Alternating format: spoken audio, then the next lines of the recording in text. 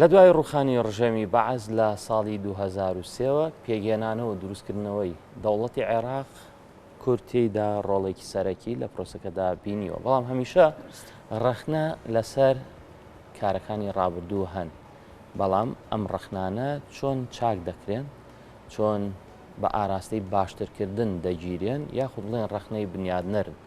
ئەم بابەتە تەوەری گفتوگۆی ئەم ڕۆمانە لەگەڵ بەڕێز هۆشیا عومەر عەلی کاندیدی هاوپەیمانی کوردستان و هەڵبژاردننی پێشوەختەی عێراق گفتوگۆی لەگەڵا دەکەین. ئەوەی کە کراوە لە ڕابردوودا کەم و کورتی ئەگەر هەبوو بێ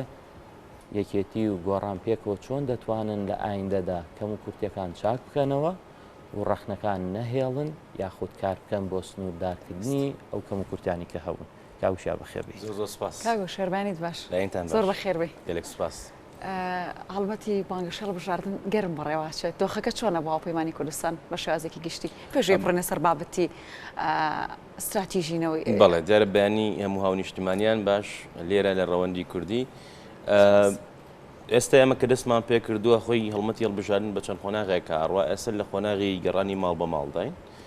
پێشتر ئەوەی کە جێبەجێمان کردووە سەردانی کەسایەتیە دیارەکانمان کرد لە ڕووی کۆمەڵایەتیەوە کەسایەتەکان کە پێشمەرگەن لە بازار لە ناوچەی پیشەسازی دە ڕۆژی کۆتایی ئیترە بێ بە کێو ماڵکردنی بازار و ماڵان لە هەندێک شوێن لە گەرمیان ئەوە دەستی پێکردووە لە شەوی ڕابردووە ماڵ بە ماڵ تیم دروست بووە و ئەگەڕێن و قسە لەگەڵ خەڵکە ئەکەن. بۆ من چەند شتێک هەیە کە هەم جێگەی دڵخۆشی هەم تا ڕادەیەک سەرنجڕاکێشەیەشیان ئەوەیە کە ئەوەی کە ئەوترێ زۆر جار بانگەشە ئەکرێ بە تایبەت لە سوشەڵ میدیا کە خەڵک بایکۆت کا کە خەڵک نەچێت کە خەڵک ئەوە بە پێچەوانەوە زۆر بە کەمی ڕوبەڕووی ئەوە ئەبیتەوە کە خەڵک بڵێ من بەشداری ناکەم ڕەخنێ هەیە کە شتەکانی بۆ ڕوونەکەیتەوە زۆر ئاسان نەتوانی قەنەعەتی پێبێنی بەدایان بەڵێ بەدایان کەس هەن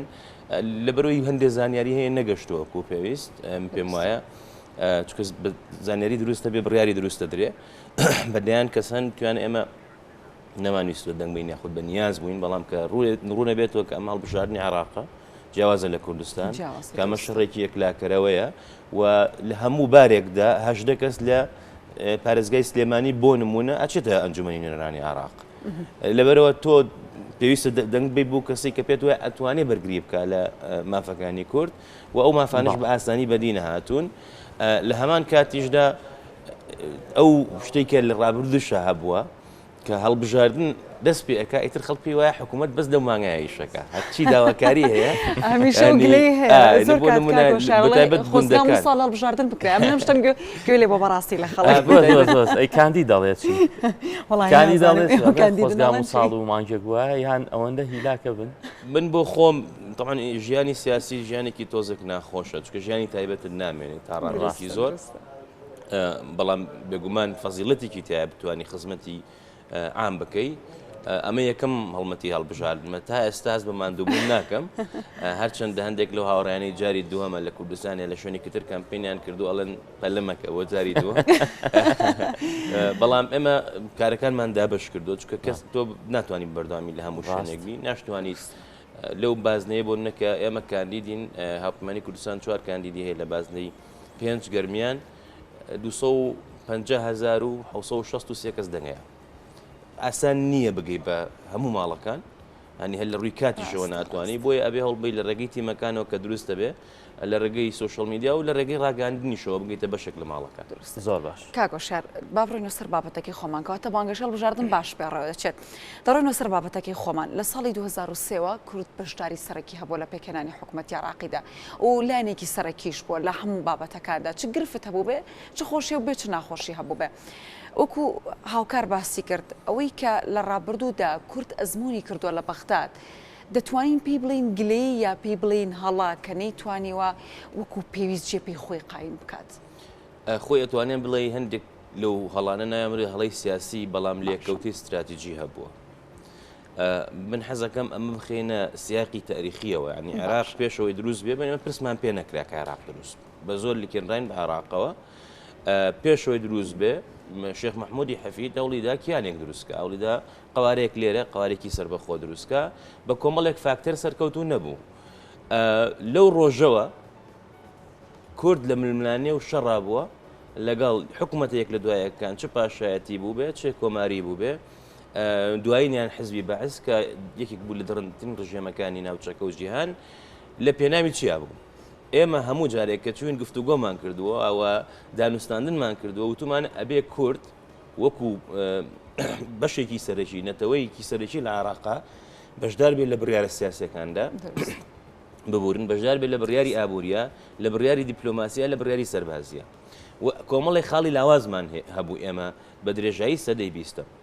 کە سەدام ڕووخا و هەر یەکێتی هەم پارتی ملمانەکانی خستەلاوە پێکەوە ئەولانا و بە تایبەتیش ڕاشە نەوشوان مستەفا و بۆ نونە مام جەلال کە هەم لە ڕووی سیاسی و هەم لە ڕووی قانونیەوە زۆر ورد بوون لەو بابەتانەیە هاتن بۆی ئەمە دووبارە نەبێتەوە کورد ڕوبڕووی ئەمە مەدرسیان نەبێتەوە ئەم نقطە زعفانیان چارەسەر کرد بۆ نمونە سوپای عێراق هەمیشە هەڕەشە بوو بۆ سەر کورد هاتن چیان چەسپان کە سوپا ئەبێ لە ژێر دەسەڵاتی مەدەنیا بێ لە ژێر دەسەڵاتی سەرۆکی حکوومەتا بێ کە پەرلەمان هەڵێ بژێرێ کورد لە ڕووی دیپلۆماسیەوە دایم فێڵی لێکراوە وڵاتانی ناوچەکە و جیهان لە ڕێگەی کەناڵی وەزارەتی خارجیەوە ڕێکەوتن کراوە و ئاگال لێ نەبوو وڵاتان چی پیلانێکیانێ دژ بێتەوە ئەوەیان چەسپان کە لە هەموو باڵێزخانەیەکە ئۆفیسێک یاخودنرایەتیەکە بێ بۆ کاروباری کۆمەڵایەتی و سەقافی و ڕۆشنبیری و ئەوە بۆ ئەوی کە تۆ بتوان ئاگات لە کاروباری دیپلۆماسی بێ عێراق لە وڵاتانە چی ئەکا پەیوەندەکانی جوانە بۆ نمونە و هەتا دوایی بەڵام ئەوەی کە ئەتوانم بڵێم جۆرێکە لە شێتی جار دوای جار ئەم هەموو شەڕەمان کرد بەشێک بین لە بڕیار لە دەستورە چەسمانومانە پەنابراوە بۆ بایکۆت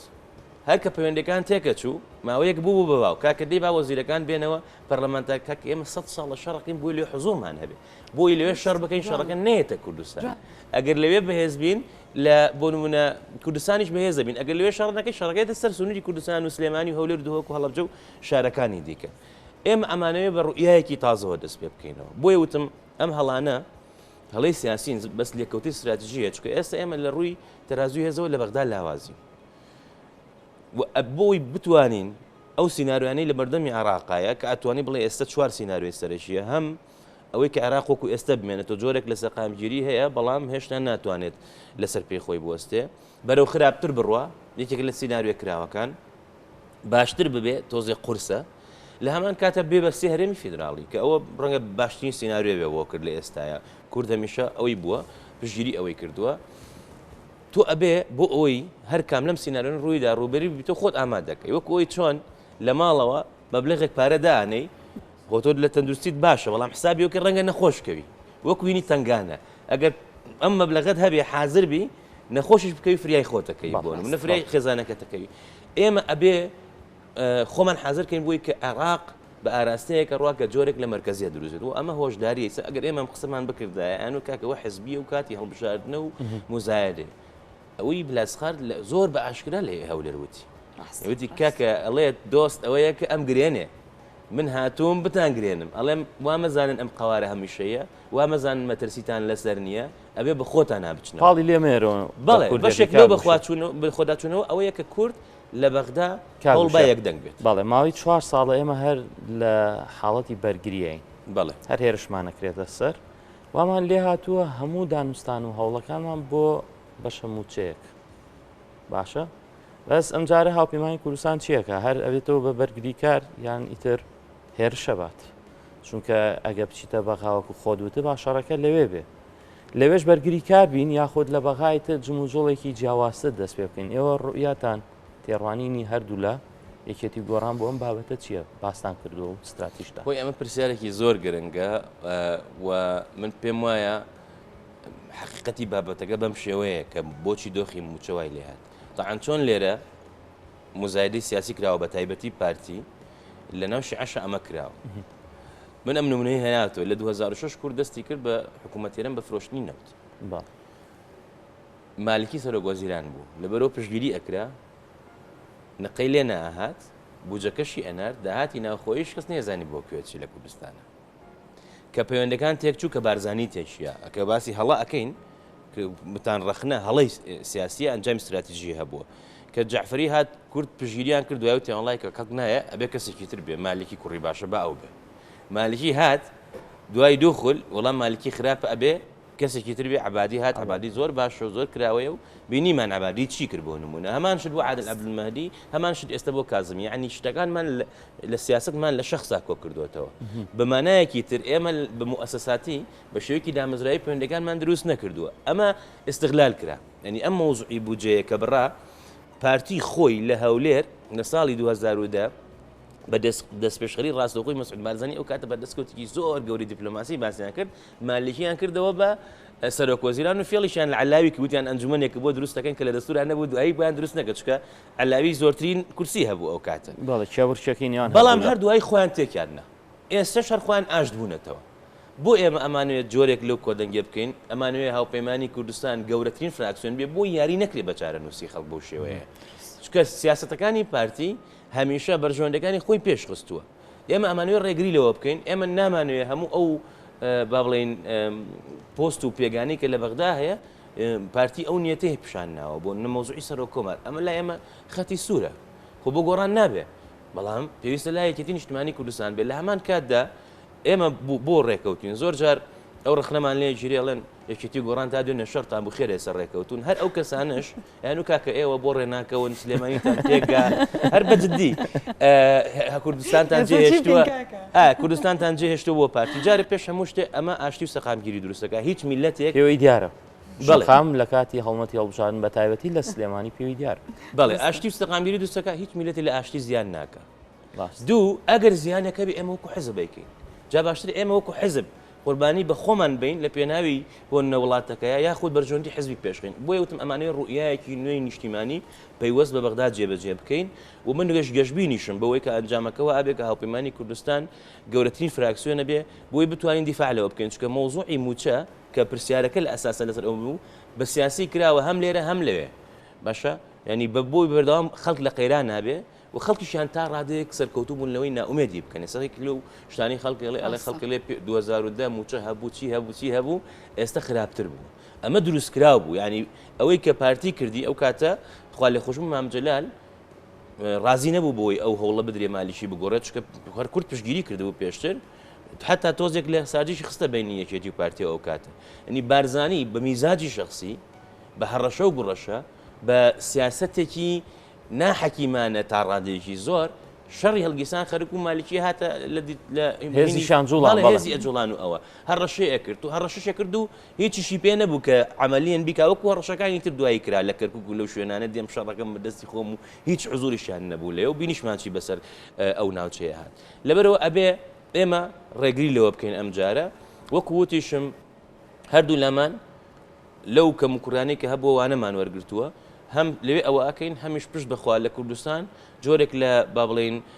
گۆڕانکاریەکەین بەتایبەت لەو پۆستە خۆجییانەی کە هەیە چکە ئینسان کە 5 ساڵ 10 ساڵ لە پۆستێک کامێنێت و هەر بۆ خۆی تااقەتی ئیشی نوێی نامێنێ ئەگەر گەندەڵیش نەبێ ئێمە ئەو بڕیارەمان هەیە کە بە پۆستە محلەکانە بچینەوە خەڵکی نوێ خەڵکی لێ هاتوو دابنین حتا ئەگەر خەڵکێک هەیە لە دەرەوەی یەکێتی گۆڕان خەڵکی بەتوانایە خەڵکی ئەم شارانەیە ئەوەی خزمەت بکە دەرفەتی بدرێنی خزمەتی خەڵک بکات کاتە پلانەکە بۆ شێوازنی بۆ هەر کەسێکی کێتی گۆڕان بێ پۆستەکان وەربگرێت زۆر باشە کاگۆشار باست لە ئەو هەڵە سیاسیانە کرد ئەمانە هەمووی گرفتێکی دروست کردووە وەکو پرسیاری کۆتای ئەماکەم ڕێگە هەیە بۆ چارەسەرکردنی یاخود ئەوەی کە برینەکان ئەوەندە قوڵ بوون کە چارەسەر نەکرێن یاخود کاتی زۆر بێ بۆ چارەسەرکردن بەڵێ ئێمە تەمان لە هەڵسەنگانیەکە بۆها با بڵێن وەڵامێک تۆ خاڵی ئێمە خاڵی بەهێزمان هەیە خاڵی لاوازمان هەیە خاڵ لاوازەکان بەشێکیمان باس کرد کە سیاسەتەکانمان چۆن هەڵەبوو بەڵام خاڵی بەهێزیشمان هەیە ئێمە بەڵێ ئێمە لە بەغداد بەشێک لەلایەنەکان دۆستایەتیمان لەگەڵیان ماوە ئەتوانین ئەو پەیوەندیانە بەهێزکەینەوە بۆ لێکرێت تێنەگەیشتنەکەی لەگەڵ شقامی عەرەبیە کە ئێستا پێیان وایە بۆیە لە بەسرە و لە شارەکانی دیکە ئاو نییە کارەبان نیە وەزعی تەندروستی خراپە هەموویە بۆ کوردستان و هەمووی بۆنمونە ئەخورێت بەڵێ ئەخ بەکاری هێنن چونکە چۆن لێرە مزایدە هەیە لەوێش هەندێک کەس هیچی پێ نییە هیچی پێ نییە هەر بەس ئەوەنەی ئیخاتە ئەستۆی کورد و ئەوە ئەکا ئەتوانین ئەو پەیوەندیانە ئەوە بکەینەوە. دوو لەگەڵ دامەزراوەکانی با بڵێن مەرجعیەتدا کورد یەکێک لەو فاکتەرانێکی وای کردبوو بەهێز بێت لە دوای 2023 لەگەڵ مەرجعیت پەیوەندێکی تەندروستی هەبوو سەردان هەبوو لێک تێگەیشتن هەبوو چکە کاریگەریکی گەورەی لەسەر شەقام هەیە. سێ هەمیش ئێمە هاوپەیمانمانەیە دۆستمانەیە ئەمریکایە ئەوروپایە حتا ڕادەیەکی زۆریش ئێران یعنی زۆر جار پرسیارەکری ئەڵێن ئێران و ئەمریکا دژن و ئەوەن لە کوردستان کۆمەڵ لە شڕێ هەمان شتەڵێن بە ئێمە یەکێک لەوانە ئەوەیە هەوڵدەن کۆدەنگ بن بۆ چکە ئەگەر کورد کۆدەنگ بێ ئەوە پێکێنانی حکوومەتی ئایندە ئاسانترە بێ و کورد ئەتوانێت مەرجەکانی خۆی بسەپێنێ ئەگەر کورد پەرش و بڵاو بێ کاتێکە زانین وەکو ئەم جاری ئەخیر کازمی کە دانرا کوردیشنەوە هەردانرا ئەگەر کورد بەرش و بڵاو بێ لە بەغدا